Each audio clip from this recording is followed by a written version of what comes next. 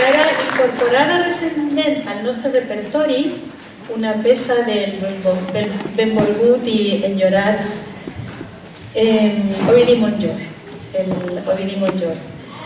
En aquesta peça anem a rebre una vegada més a Jesús de Bon. Per favor, Joan Quiles, si vols rebre-lo, per favor, perquè... Ara te lo dono jo, no te preocupes.